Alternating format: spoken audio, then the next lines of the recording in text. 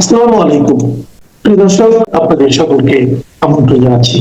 আগামী 12ই ফেব্রুয়ারি 2026-এর নির্বাচনকে কেন্দ্র করে দেশি বিদেশি বিভিন্ন সংস্থা একাধিক জনমত জরিপ করেছে।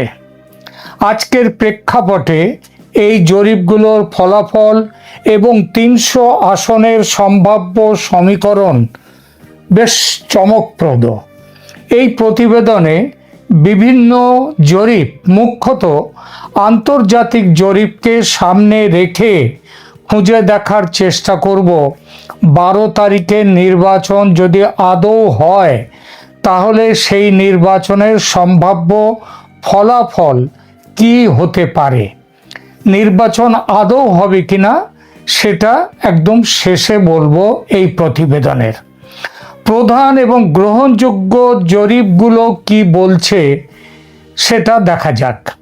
IRI ও NDI যে জরিপ, এই জরিপ দুটো, এই সংস্থা দুটো আন্তর্জাতিক রাজনীতি এবং নির্বাচন পর্যবেক্ষণে IRI এবং NDI অত্যন্ত পরিচিত দুটো নাম। IRI এর পুরো নাম হলো ইন্টারন্যাশনাল রিপাবলিকান ইনস্টিটিউট, যার বাংলা অর্থ হচ্ছে আন্তর্জাতিক রিপাবলিকান ইনস্টিটিউট। এটি আমেরিকা যুক্তরাষ্ট্র ভিত্তিক একটি অলাভজনক ও নিরপেক্ষ সংস্থা, যাকে বলা হয় NGO, যা বিশ্বব্যাপী গণতন্ত্রের বিকাশ ও শক্তিশালীকরণে কাজ করে। এটি মূলত মার্কিন যুক্তরাষ্ট্রের রিপাবলিকান পার্টির, মানে ট্রাম্পের পার্টির সেই পার্টির আদর্শিক ধারার সাথে যুক্ত। তবে তারা দাবি করে যে তারা কোনো দলীয় এজেন্ডা ছাড়াই নিরপেক্ষভাবে কাজ করে। দ্বিতীয় সংস্থা হলো NDI, যার পুরো নাম হলো ন্যাশনাল ডেমোক্রেটিক ইনস্টিটিউট বা national Democratic institute for international affairs, সংক্ষেপে NDI। এটিও একটি মার্কিন যুক্তরাষ্ট্র ভিত্তিক NGO। এটি মার্কিন ডেমোক্রেটিক পার্টির, অর্থাৎ ওই বাইডেন, ক্লিন্টন, ওবামা, এদের পার্টির সাথে আদর্শিকভাবে সম্পর্কিত। বিশ্বব্যাপী অবাধ ও সুষ্ঠু নির্বাচন নিশ্চিত করা, মানে তাদের মতে, এবং গণতান্ত্রিক প্রতিষ্ঠানগুলোকে সহযোগিতা করা হচ্ছে এদের প্রধান কাজ। বাংলাদেশে আসন্ন 12ই ফেব্রুয়ারি 2026-এর নির্বাচন উপলক্ষে এই দুটি সংস্থা খুবই সক্রিয়। IRI এবং NDI প্রায় এরা যৌথভাবে দুজনেই নির্বাচন পর্যবেক্ষণ করে। 2026-এর নির্বাচনের জন্য তারা অলরেডি প্রাক নির্বাচনী পরিবেশ পর্যবেক্ষণ করেছে এবং ফেব্রুয়ারির নির্বাচনে তারা বড় আকারের একটা পর্যবেক্ষক দল পাঠাবে বলে ঘোষণা করেছে। বাংলাদেশে বর্তমানে কোন দল জনপ্রিয় বা ভোটাররা কি ভাবছে তা নিয়ে তারা বিজ্ঞানসম্মত জরিপ বা ওপিনিয়ন পোল পরিচালনা করেছে। তাদের জরিপ অনুযায়ী বিএনপির জয় জয়কার। জরিপে অংশগ্রহণকারী প্রায় 66 থেকে 71% ভোটার জানিয়েছেন তারা বিএনপিকে ক্ষমতায় দেখতে চান। মূলত আওয়ামী লীগের অনুপস্থিতি এবং স্থিতিশীলতার আকাঙ্ক্ষা বিএনপিকে এই বড় সুবিধাজনক অবস্থানে রেখেছে। আরও বড় কারণ আছে, সেটা হচ্ছে খালেদা জিয়ার মৃত্যু এবং লন্ডন থেকে 17 বছর পর তারেক জিয়ার বাংলাদেশে ফিরে আসা, এবং তার এই ফিরে আসা পার্টিকে নতুন একটা প্রাণ সঞ্চার করেছে। এবং খালেদা জিয়ার মৃত্যু সেটাও বিএনপির পক্ষে মানুষকে অনেকটা টেনে নিয়ে এসছে। বলছে খালেদা জিয়াকে সম্মান জানাতে বিএনপিকে ভোট দেয়া দরকার, বিএনপির ক্ষমতায় আসা দরকার। এর বাইরেও আর একটা বড় কারণ হচ্ছে মুক্তিযুদ্ধের সপক্ষীয় দল বলতে মানুষ বর্তমান পরিস্থিতিতে আওয়ামী লীগের অবর্তমানে বিএনপিকে বেছে নিচ্ছে। মজার ব্যাপার একটা হলো, এই দুটো এদের সমীক্ষায় জরিপে দেখা গেছে জনপ্রিয়তা বা পছন্দের দল হিসেবে জামাতে ইসলামীও বেশ কিছু জায়গায় শীর্ষস্থানে রয়েছে। তবে সংসদীয় আসন পাওয়ার হিসেবে দেশ জুড়ে তারা বিএনপির চেয়ে অনেক পিছিয়ে। বেশ কিছু জরিপ যেমন প্রথম আলো, উইয়ান এবং নিউজ 9 এদের রিপোর্ট অনুযায়ী বর্তমানে বিএনপির প্রতি জনসমর্থন তুঙ্গে। জরিপগুলোতে দেখা গেছে প্রায় 66 থেকে 75% মানুষ মনে করছেন বিএনপি নির্বাচনে সংখ্যাগরিষ্ঠতা পাবে। বিশেষ করে আওয়ামী লীগের অনুপস্থিতিতে সাধারণ ভোটারদের একটা বড় অংশ, যার মধ্যে আওয়ামী লীগের ভোটারও আছেন, তারাও স্থিতিশীলতার জন্যে বিএনপির দিকে ঝুঁকছে। ইসলামী দলগুলোর ভোট ভাগাভাগি এবং বিএনপির একক আধিপত্য নিয়ে মাঠ পর্যায়ের বিভিন্ন জরিপ ও গোয়েন্দা তথ্যের, ভারতীয় গোয়েন্দারাও আছেন তাদের মধ্যে, তাদের ভিত্তিতে একটি নিরপেক্ষ বিশ্লেষণ নিচে এখন তুলে ধরছি আপনাদের সামনে। ইসলামী দলগুলো জামাত, ইসলামী আন্দোলন, এবি পার্টি এবার এরা আলাদাভাবে লড়ছে।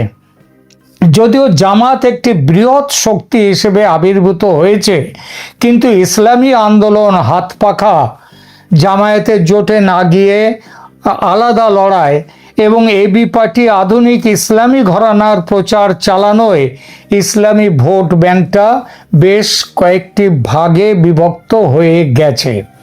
ইসলামী আন্দোলন বাংলাদেশ চরমোনাই, তারা প্রথমে জামাত নেতৃত্বাধীন জোটে থাকার কথা থাকলেও আসন ভাগাভাগি নিয়ে দ্বন্দ্বে জোট ত্যাগ করেছে।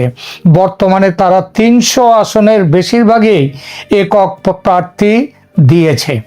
এই বিভাজনটি সরাসরি বিএনপিকে, যাদের প্রতীক ধানের শীষ, সেই প্রতীককে সুবিধা দিচ্ছে, কারণ তাদের প্রধান প্রতিপক্ষ এখন আর একক কোনো শক্তি আওয়ামী লীগ বা জামাত নয়।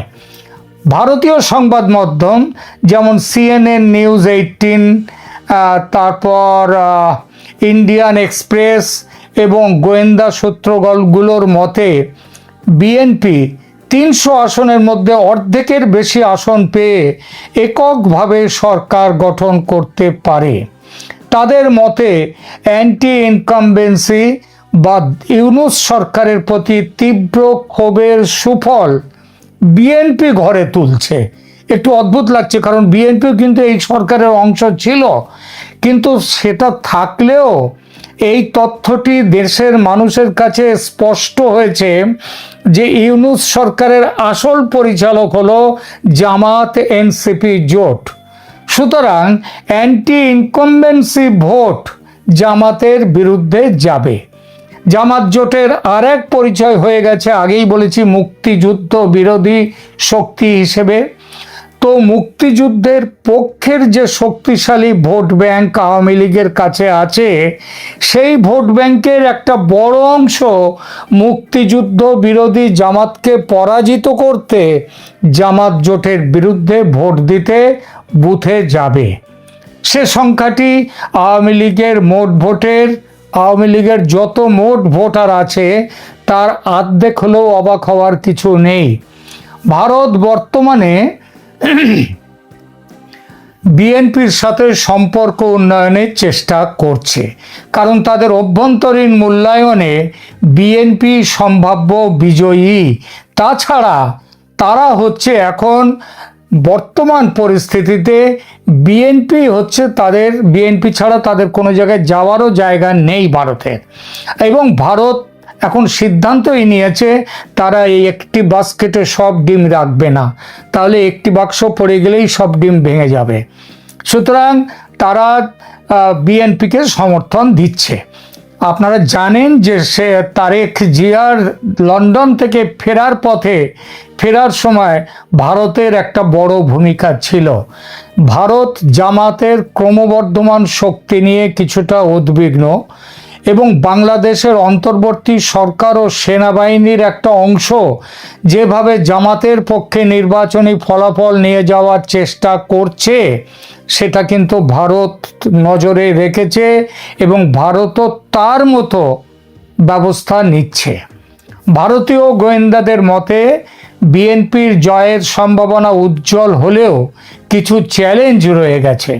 সাধারণভাবে দুইয়ের বেশি দলের মধ্যে ভোট হলে বা আওয়ামী লীগ থাকলে বর্তমান পরিস্থিতিতে ভোট ভাগাভাগির সুবিধা বেশি পেত বিএনপি, কারণ তাদের সংগঠন এখন অনেকটাই শক্ত আওয়ামী লীগের তুলনায়।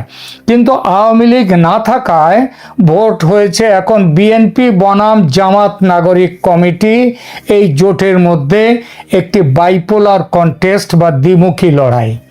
যদিও জামাতের জোট সঙ্গী এনসিপির উপদেষ্টাদের ওপর একটা সময় মানুষের খুবই আকাঙ্ক্ষা ছিল, তাদের উপরে বিশ্বাস ছিল, কিন্তু এনসিপির উপদেষ্টাদের মধ্যে প্রবল দুর্নীতির পরিচয় প্রকাশ হয়ে পড়ায় তরুণ ভোটাররা নাগরিক কমিটির প্রার্থীদের এখন আর পছন্দ করছেন না। এটা বিভিন্ন ইউনিভার্সিটির ভোটেও দেখা গেছে। আর তারা জামাতের সাথে জোট বাঁধায় যে জামাতের বিরুদ্ধে অথচ বিপ্লবের পক্ষে ছিল একটা বড় সংখ্যক মানুষ, তারাও এখন